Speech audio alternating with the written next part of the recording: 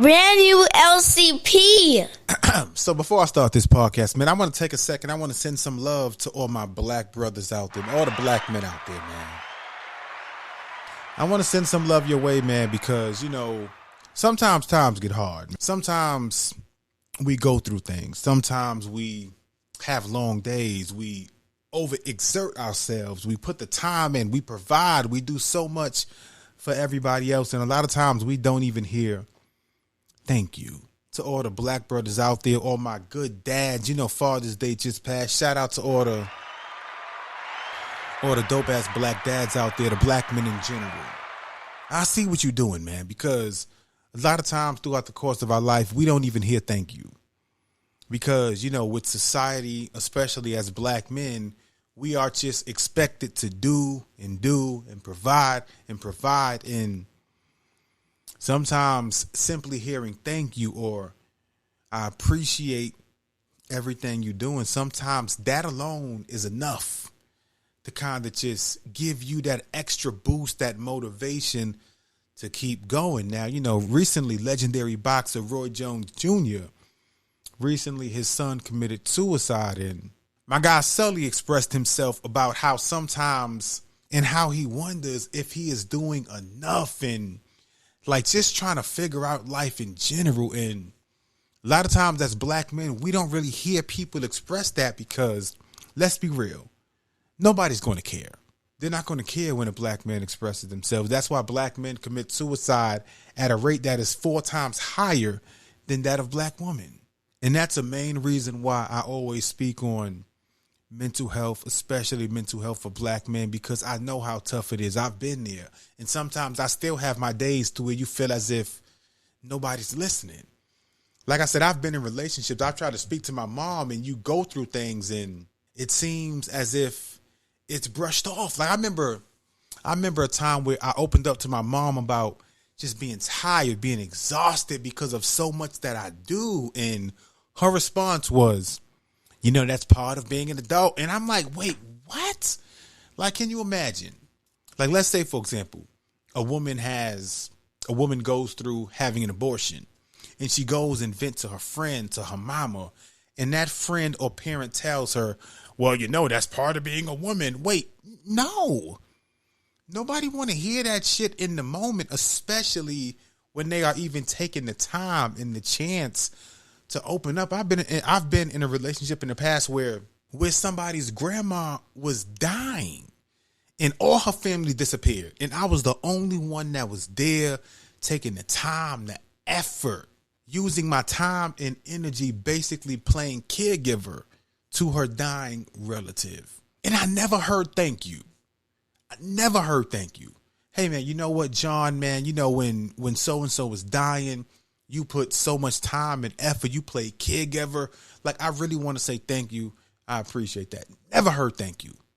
And as a black man, you can't ask for thank you, because if you ask for thank you, then you got to hear, well, if it was genuine, then you wouldn't want it. It's that type of manipulative shit to where sometimes you feel trapped. And that's why I wanted to start this podcast off, man, because I had a black guy probably about my age.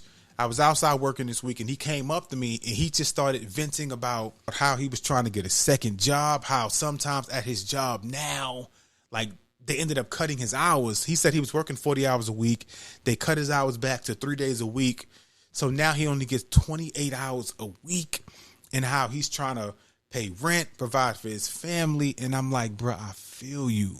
And we spoke for about 10 to 15 minutes, and I can tell that was probably about the first time in a long time where he actually had the courage and felt comfortable and felt safe to even talk about that. And that shit broke my heart, man. So again, man, I want to send out love out there to all the black brothers, all the black men. And again, rest in peace to Roy Jones Jr. His son, DeAndre, recently committed suicide. Tonight, legendary boxer and Pensacola native Roy Jones Jr. announced that his son has died. Jones posted online saying his son DeAndre took his life over the weekend. He thanked the community for their support and asked for privacy while his family grieves.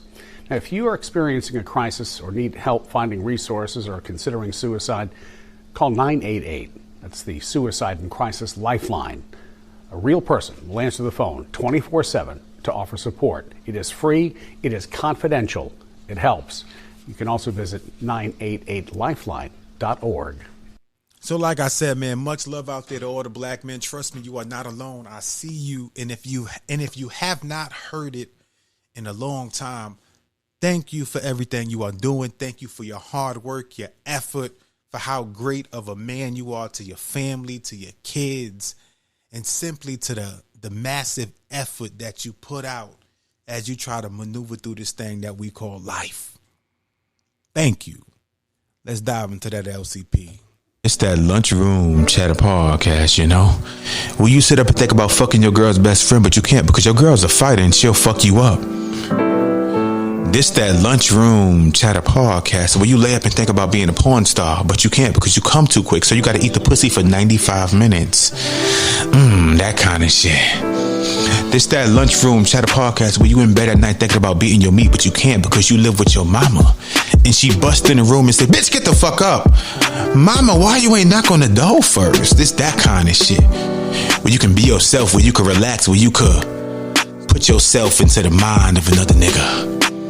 So stay tuned. Let's get this shit popping. Lunchroom Chatter Podcast, baby.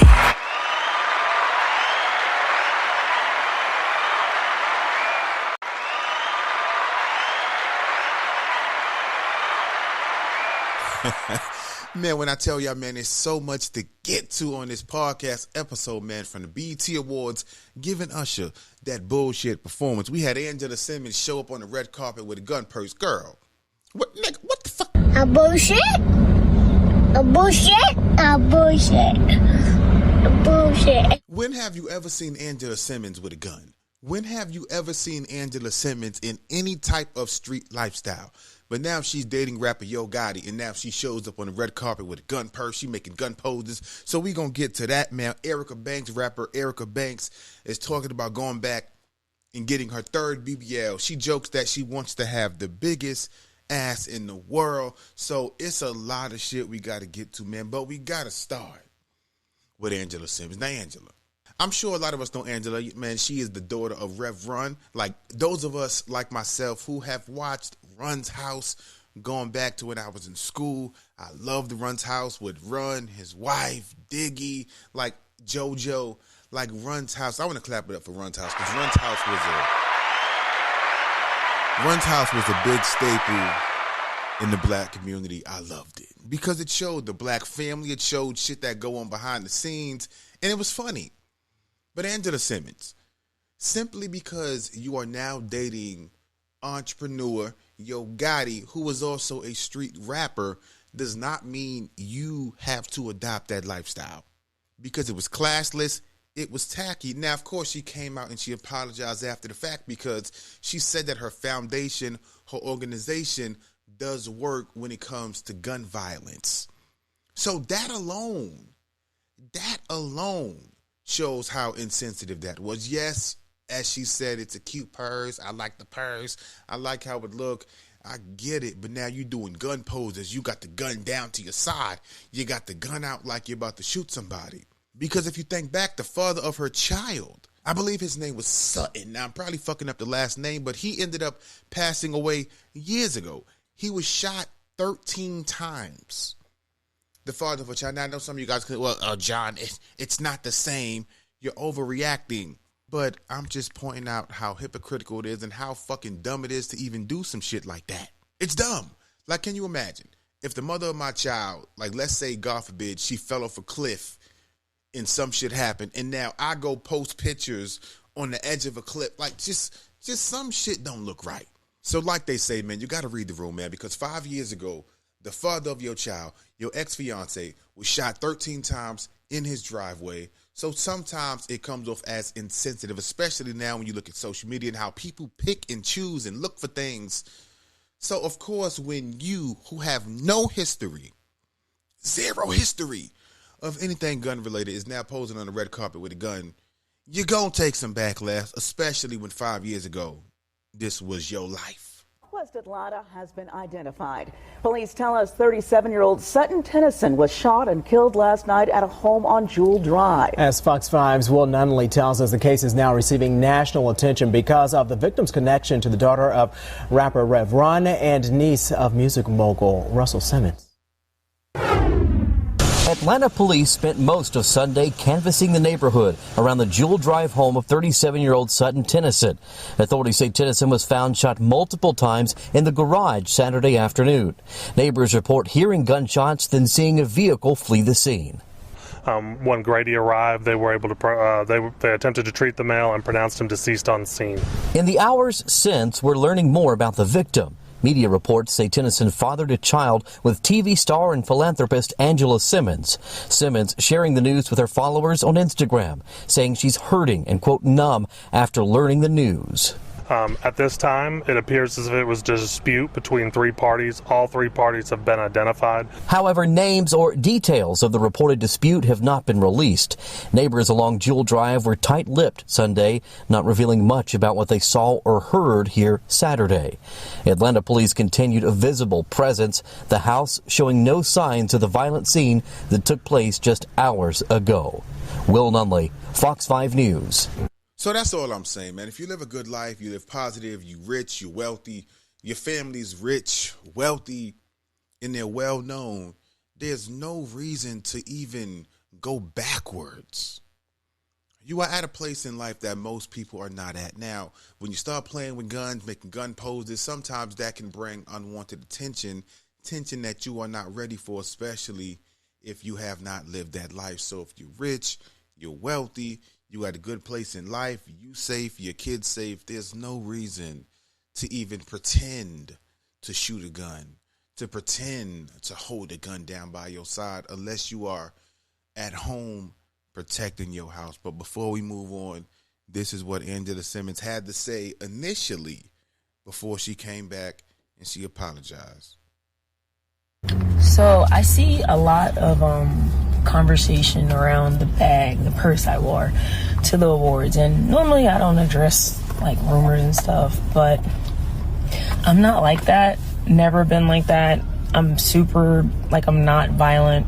I've obviously been through a lot in my personal life when it comes to gun violence, and it's very personal to me, but I just liked the bag and I thought it was cool and I thought it was a fashion moment, and that was it. I didn't have any intentions of ruffling anyone's feathers. It seems like everyone's, or a couple of people, I'll say, are a little upset, but I don't mean no harm. I'm super, super peaceful, and yeah, I'm sorry if it bothered. And that right there is why you should not make responses to topics that go viral, especially in the moment, because you come off as insensitive. Like I said, on social media, people are always going to find a way to critique you, but especially when you have a history of losing someone close to you and your child to gun violence. I don't see how she didn't think that that was going to be an issue or something that popped up. Now, speaking of things popping up now, Erica Banks, man, rapper Erica Banks, you know, she recently was on a podcast, let me get it right, the Big Homie House podcast, and she spoke about possibly going back for her third round of BBLs. I'm not sure on how I feel here, man, because like I said, man, when I go to the gym, I've seen white girls go to the gym with no ass and within 2 weeks have ass because they worked out doing straight squats and leg shit, and I know that takes time. But now with BBLs, with the tummy tuck, with Ozempic, because Ozempic, that's another big one, where people don't like to actually work out, especially when you could take a quick shortcut.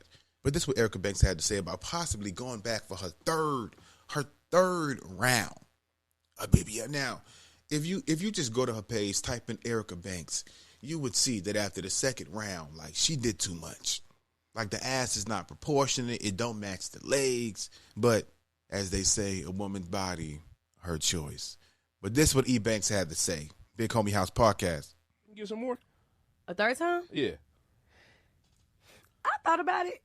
I ain't got no problem. I never said. I ain't got let no me problem. say this for the record. I ain't got no problem with it. No, I never said I was going a third time. I said it crossed my mind.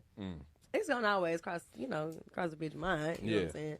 But have I just woke up one day and been like, yeah, I'm gonna do it? Nah. I don't know if I got it in me again. That Yeah. recovery is like So that's what it is, the recovery. It's the recovery. So they could do like a quick injection BBL shot. I'll probably do it one more time. Yeah. So you just want the biggest in the world? I want to boo. God damn. Like, when is enough? Like, we seen celebrities take their shit out. We seen K. Michelle. We seen Black China, who wants to be known as China White now. Now, we've seen them take their shit out because they speak about the issues that you have as you get older. And that's why I say a lot of people, they probably don't envision themselves getting older. They can't, because if you envision yourself getting older, there's no way you just gonna fuck up your body like this. Like, and I know that BBLs and shit, like, it's like a new generation thing, because I don't know if I've ever seen a senior citizen with a BBL. Like, when have you seen a senior citizen with a fucking BBL? But at the rate we going, you might see it. Because I know, especially after tax season, I've seen BBLs popping up because, people get their tax money. You get back $5,000, $6,000, maybe more if you got extra kids. And people, they want their BBL. They want to go get some shit. So again, if you are a woman out there, you want to go get your BBL, you want to go get your butt done, your lips done, whatever the fuck it is, you want to use Ozempic to lose weight and not think about the side effects because you don't even envision yourself being alive 10 years from now, by all means, go do what you got to do. Go live your life. But last week, a story broke of a white couple who had black kids in their fucking house. They had these black kids. Now, these kids were not living in the house. These kids were living in the backyard in a shed. These are black kids that this white couple adopted, and they were using them as slaves on the fucking property. Now, of course, I got the whole news clip pulled up because this is some shit you need to hear. So I'm about to take a second.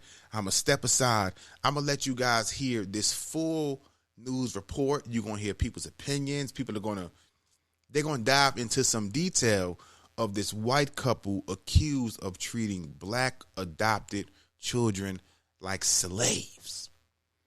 This happened, I believe, in 2023. So in this era, you have people, not just them.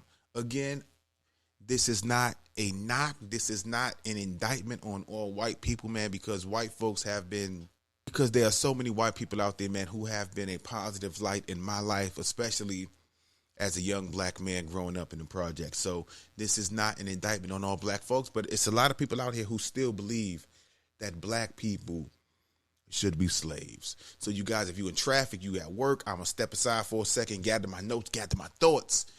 But I want you guys to hear this full 7-minute clip. This is from Fox 26 News. They got a black man's opinion on here. They're going to dive into details because I know some of you guys may be shocked, but these type of things still happen in 2024. So I'm going to step aside, check this shit out. It's no secret how deep racism goes in this country. Yet somehow we're still stunned by cases like the one we're bringing you tonight. We begin with a case out of West Virginia. Gene Whitefeather and Donald Lance, a white couple, are accused of treating their 5 adopted children like slaves. We know for sure 3 are black, according to the indictment. Prosecutors say the children were also targeted and adopted because of their race. The pair was arrested last fall. This was after a wellness check turned into a reveal about the living conditions of the children. 2 of the children, 14 and 16 years old, were found living in a barn outside. Neighbors tipped law enforcement off. Deputies discovered there were limited resources in that barn. The teens only had a small porta potty, no running water, or a mattress. According to neighbors, the children were not allowed inside of the home, the main house, and had to do farm labor outside instead. Whitefeather denies the allegations and says the barn was simply a teenage clubhouse. Both Whitefeather and Lance are now behind bars as they wait for a trial to begin September 9th. Joining us to talk about it here on The Factor Uncensored, we have with us parent David Settles, Todd Smith, the CEO of Regal Media, and trauma therapist Chow Nguyen. Glad to have you all on The Factor Uncensored. So, David, first of all, as a parent, hearing this story, and we have learned that the judge admonished them in court in another hearing, saying, I have never in my life seen anything like this. Your bond was $200,000. Come back. It is now $500,000 each. Yeah, absolutely. And I think the judge did the right thing by increasing the bond. But as a parent, absolutely, it's downright deplorable, right? It's not even just disgusting, but it's purely evil at this point, right? And but to go back to the point about them raising the bond, you know, people have been talking about the foster care system and adoption regulations and things like that. Chances are there wasn't an adoption agency or any foster care system involved in this case, because they raised the bond with allegations of like human trafficking. So we don't even know how these kids ended up in their care in the first place. We do know they were adopted, or they received their custody in Washington State and then moved to West Virginia. Were people wise? Were people getting concerned about what they saw in Washington, and that's why they moved to West Virginia? That's a question we still have to explore. Two things come to mind. The child welfare system, which is an institution that really needs some serious reform. There was talk about defunding the CPS and foster care system. It's not there to protect the children in cases like this. That's a whole other issue. The institutions that are meant to support children can sometimes hurt them. And the other thing I think about is the trauma that's instilled on these kids for a lifetime. We talk about something called adverse childhood experiences, neglect, abuse, poverty, unhealthy sanitary conditions, poor parenting. Those are things that can affect those children for a lifetime, that can create PTSD, anxiety, depression, poor relationships, poor jobs, crime. Those are very serious outcomes for those children. And Todd, we've heard that the 16-year-old boy in this case reeked and had sores on his feet. It was so bad the neighbors could smell it. It just, if you look at the images, it looked like an old school plantation. The shed, the barn looked like a slave shack. It's just, like David said, it's just evil. And to think in 2024, you still have people who see black people and children at that as property, just to use for their own purposes and stuff like that. The only way to describe it is evil. This is for the first time in my being on this show, I'm just flabbergasted. I have really nothing to say about how this is, but this is why we should take racism seriously. This is why when people talk about certain things, we should listen to them, because it's so easy to fall back into the trap of yesteryear when things happen that were this atrocious. You know what I mean? People would do evil things to people, to innocent people. So we have to really be careful about the race relations in this country and stuff like that, and so we won't fall back into that trap again. And of course, we heard from the judge and prosecutors that these kids were targeted because of their race. This is why those parents went after them. So that's why we need to take a serious look at the child welfare system. We don't know what happened to these kids, but did you know that only 15% of all cases in which children are taken away from their parents involve physical violence? A lot of them involve neglect. We're talking about maybe there's not enough food at the table, maybe they weren't clothed properly, maybe mom or dad had an addiction problem, things that stem from trauma. If we can address keeping families together and address things like poverty and prosperity and economic prosperity, maybe we can keep families together so we don't see these situations. Something has to seriously be done about that institution. And we're hearing that they also sold a $700,000 ranch and a $200,000 house, I think, the house as well. That they were in. And prosecutors are questioning how they were able to get that money, whether those kids played a role in forced labor to pay for those things. I mean, we don't know, but it would seem so. Like they had no source of income that the judge knew about. So how are you making this type of money? they're enslaving people. Yeah. You know, they're trafficking kids. You know, they think it's 1824, not 2024. And like Charles said, we have to start at the root and fix some of the problems that people are having that lead to this situation, because there's no child that should be. These kids are going to be traumatized for life. And the excuses that they use, it was a clubhouse. When I was a teenager, I didn't want nothing to do with a clubhouse. I wanted to hang out with my friends and do normal things. That's elementary stuff. And the fact that the cops had to pry the door open. If that's a clubhouse, why can't they come and go? I have friends that have clubhouses for their children. They can come and go as they please. So all of that is nonsense. They are enslaving people. And I've mentioned this before on this show. People think slavery ended in 1865 through convict leasing and other things. Black people have always had to deal with the possibility of being enslaved again. And now in 2024, we have kids having to go through things that my ancestors went through, and it's horrifying. Last 30 seconds. 14% of this country is a black population, yet 25% of all kids in the child welfare system are black. There's a serious racism problem in the foster care and the child welfare system. All right. We want to thank you all for joining us here on The Factor Uncensored. We could go on and on. I want to clap it up, man, for The Factor Uncensored. Again, that was The Factor Uncensored. That was on Fox 26 Houston. So again, one time for them having a great lengthy discussion. I want you guys to hear it in full, because they put a lot of details, a lot of facts into the story. Because, you know, if I just talk about it, me and my friends just talk about it, like, we gonna add some, as they say, some nigga shit to it. But I want you guys to hear some facts, some details, because it's some fucked up shit. It's fucked up. Now, of course, you guys know I had to pose the question where I said, I wonder, how much time should they get for having enslaved black kids on their property? Of course, my guy Sully. My guy Sully, the man Sully, the man, the myth, the legend himself. How much time should they get for having black kids on their property, locked up in the back as slaves? Talk to me, Sully. Yo, good morning, man. So in response to your question of how much time that couple should get for adopting 6 black children to use as slaves, I don't even know how they got a bond, right? They shouldn't even have the ability to be out of jail right now, but they are. Somebody posted a $200,000 bond to get them out.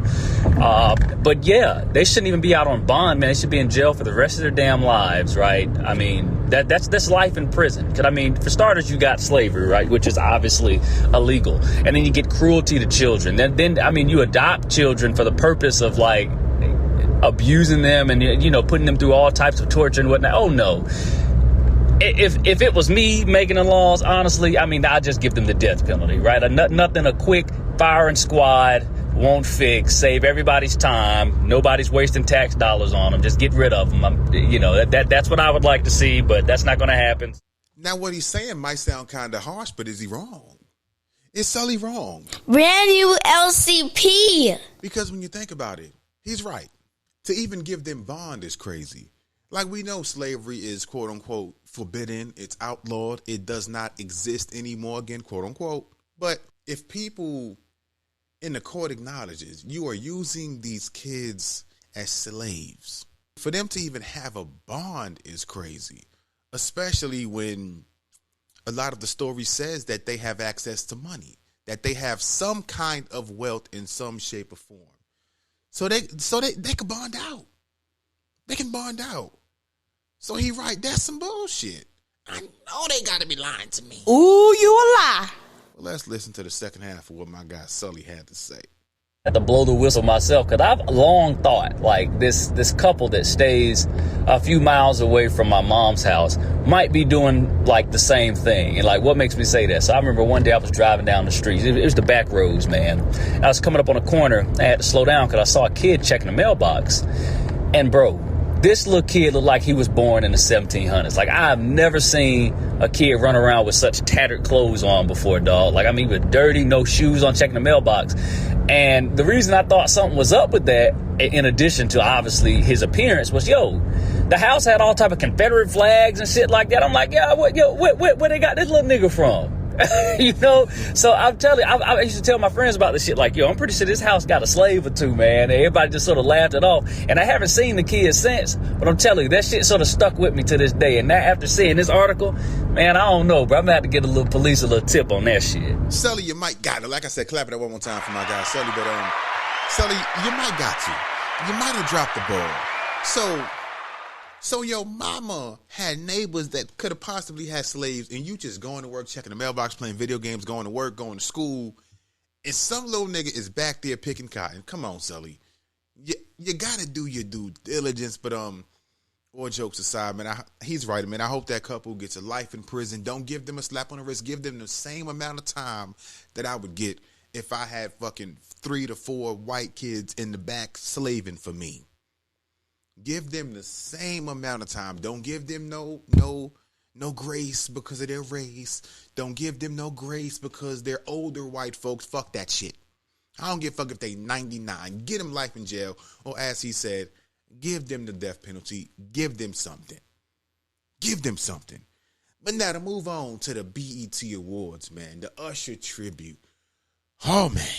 So when it comes to that tribute, I'm not going to go too crazy on BET. But what I will say is that, to me, again, I'm speaking for myself, there should have been male performers performing that tribute. Now, I know Childish Gambino, a.k.a. Donald Glover, he performed a song, but that's not good enough. There should have been male performers all throughout that fucking tribute. I remember being in elementary school, and you had the girls, you even had the boys singing Usher songs. This was when I was in CES 55 in the Bronx. That was about 30 years ago. That's how long Usher has been relevant to the culture. That is how long Usher has been relevant to everything. The only female performer that I think should have touched that stage during that Usher tribute is Alicia Keys. That's it. The rest of the performers should have been men. They could have had Mario up there. I believe they should have had Chris Brown up there performing Yeah or performing some of the dancey songs. Now I understand that Chris Brown, quote unquote, he is blackmailed. Like, for some reason, the motherfucker can't show up at no award show. Now, when he had the incident with Rihanna, we all know about that. That shit was so fucking long ago. Rihanna has long forgave him. Again, I am not advocating for domestic violence, but at what point can people grow? At what point can people learn from their mistakes, or is it selective? Because come on, that shit was damn near well over a decade ago. I believe that he's probably took the steps. He's probably learned. He has a daughter now. So I would hope that he is in a better place to where now he don't make those same mistakes. But we have to give people time to grow. Again, I'm not the biggest Chris Brown fan, but at the end of the day, it was so long ago. Rihanna forgave him. Chris Brown should have been on that stage to pay tribute to Usher in some shape or form. Keke Palmer should never come out during a fucking Usher tribute. Now, understand, Keke Palmer, she's beloved, Disney star. Like, we've seen her since she was a child. But no way should Keke Palmer ever come the fuck out on stage during a fucking tribute to Usher. Now, Tiana Taylor, Victoria Monet, I want to give a hand clap for them because they killed that shit. They killed it, but still, I don't give a fuck. They shouldn't have been out there either. Like I said, they could have got Mario. They could have got fucking Miguel. They could have got Chris Brown. Just some male entertainers to fully give the authenticity to a lot of those legendary Usher songs, man. Keke Palmer. Now, Coco Jones, I love Coco Jones. I think she did great, but I don't give a fuck. Coco Jones shouldn't have been there. But I understand BET had this fucking agenda. They had to push the election. They trying to push everything, women empowerment, which was why it was so many female performers. And like I said, I have no issue with that. But Usher only gets one Lifetime Achievement Award from BET, so they cannot go back. They can't redo it. And they fucked it up, man. They fucked it up bad. So boo BET for fucking up that fucking tribute, man. That's some bullshit, man. But staying with the BET Awards now, Stephen A. Smith, we know Stephen A. Smith, popular ESPN broadcaster, motherfucker be everywhere. Now, he had an issue with BET, including O.J. Simpson, when they did the tributes to all the black people that we lost throughout the course of the year. Now, I'm kind of on the fence about this because do I think O.J. did it? I think he did it. I think O.J. did that shit, but it was so so long ago at this point. Like, OJ died. You know, they can't try him again anyway. You know, OJ, regardless of how you feel about him, OJ was a pioneer when it comes to NFL, when it comes to just a pioneer when it comes to setting that legendary black sports figure in the NFL. So, again, I don't want to let what happened take away from his legendary status, because he is still a legendary icon in black culture. The same thing with R. Kelly. R. Kelly did some fucked up, some wild shit. He probably gonna die in jail. But that does not take away from the legendary impact as a black man that these men have provided. So I don't see an issue with them fucking including OJ Simpson in the fucking BET. Who the fuck cares, man? They showed the motherfucker up there for 5 seconds. Who cares? But this is what Stephen A. Smith had to say. Awards. This is a celebration of blackness, of black culture, of black entertainment, of black excellence. And when you do something like this, you got folks outside the community see that TMZ talking about it, NBC talking about it, CNBC talking about it, CBS talking about it, USA Today talking about it, PBS, everybody but PBS. When that kind of stuff happens, how do you think that benefits us? And that's a story that we don't get into nearly as much as we should.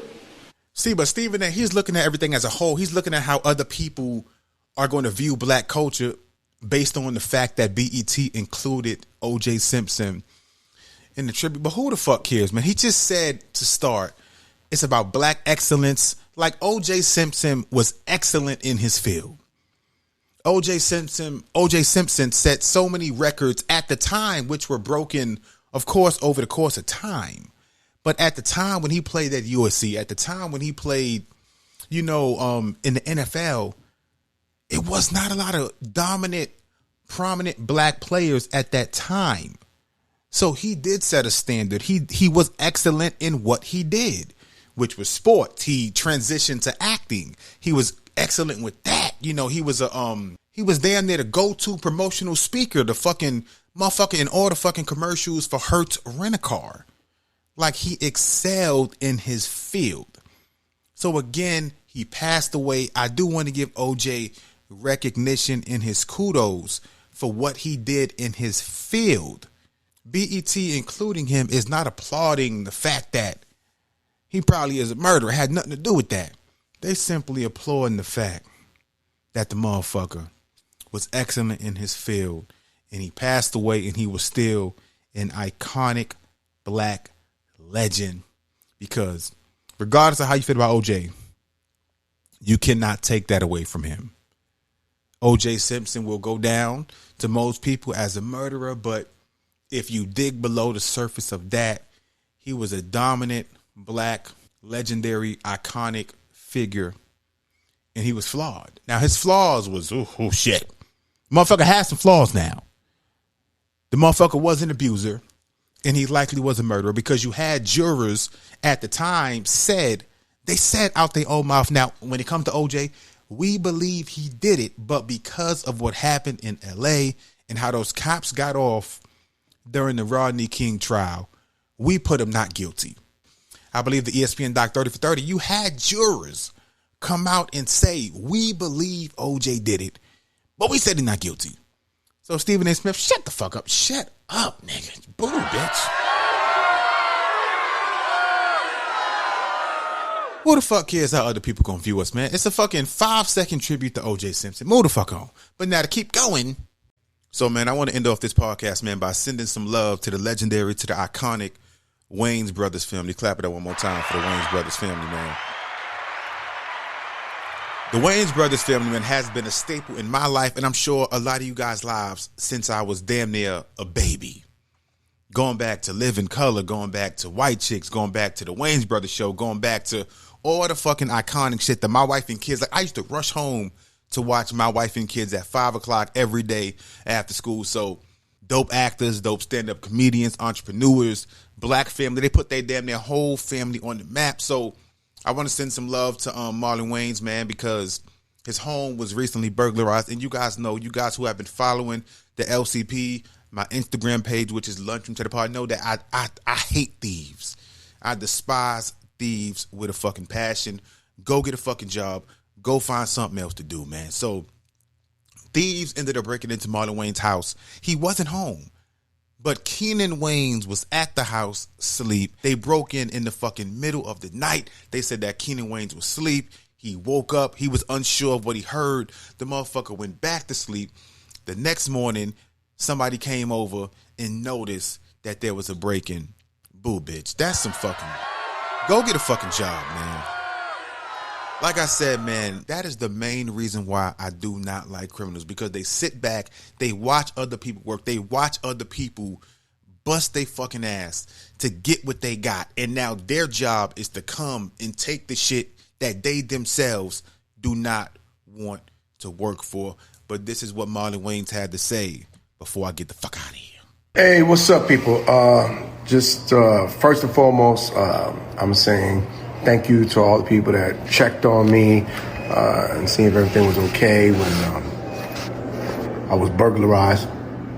I want you to know that they didn't really get much because I don't own shit. The most valuable thing in my house is my house. So unless you're gonna put that shit on a truck and drag it away, then yeah, man, you did well. But I don't own shit. I don't wear jewelry. This is fake. This is just does my heart. It's a heart rate monitor. It's an aura. That's all. I don't own. I'm not flashy. I don't no jewelry, no necklaces. I don't have cash. I use credit cards. I'm the wrong to rob. Go down the block. There's a lot of flashy out there. So like I said, man, I want to clap it up for Marlon Wayans, for the whole Wayans family, man, just for coming out safe, because we've seen breaking stories. We've seen the shit that happens. We've seen the shit that happens, especially in L.A. We've seen the shit that happened with Pop Smoke. We've seen the shit that happened, I believe his name was Clarence Avant. Like, we've seen what can happen when there are home robberies and break-ins, because thieves don't really have no type of appreciation for life. So you guys out there, man, who stay showing love, stay supporting the podcast, you guys who want to support extra, again, my Cash App is $ NYC Story 718. My Venmo is at Lunchroom Chatterpod. Remember, stay locked in. Tell your friends, tell your mama, share on your social media pages, share with your friends, your coworkers, and keep supporting that LCP, man, because we independent. The only way to keep this shit going is to continue the love that you guys have shown, and by you guys sharing, that allows more people to step inside the lunchroom. Thank you. Brand new LCP.